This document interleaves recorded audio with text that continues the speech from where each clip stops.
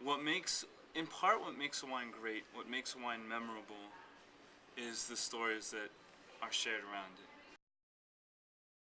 So my name is Nicholas Hagley. I go by Nick. My family in France calls me Nico. My grandfather and my great-grandfather in France were wine merchants. All wine has personality. So I like to taste wines and purchase wines and sell wines that have a story behind them. Sometimes I embellish a little bit, but sometimes I embellish because I'm very excited about that wine.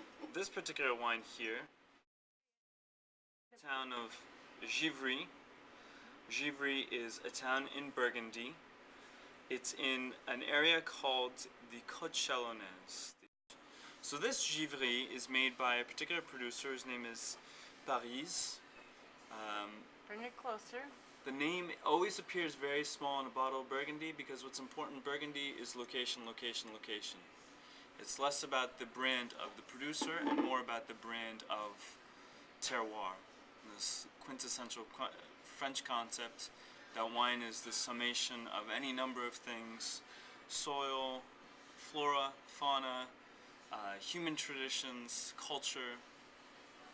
This concept of terroir embodies all of that, and Burgundy is the best embodiment, or the best benchmarker of terroir. This wine is made by a small producer, who I get from a small wholesaler.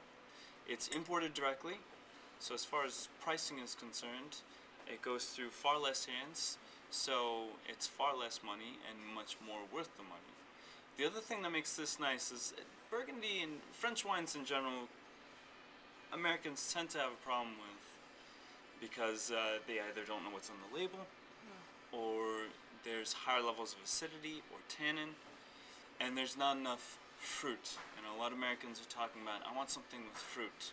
Well, here's something with fruit, because under the Givry marker, there's a little phrase here written vieille vigne, which in French translates to old vines.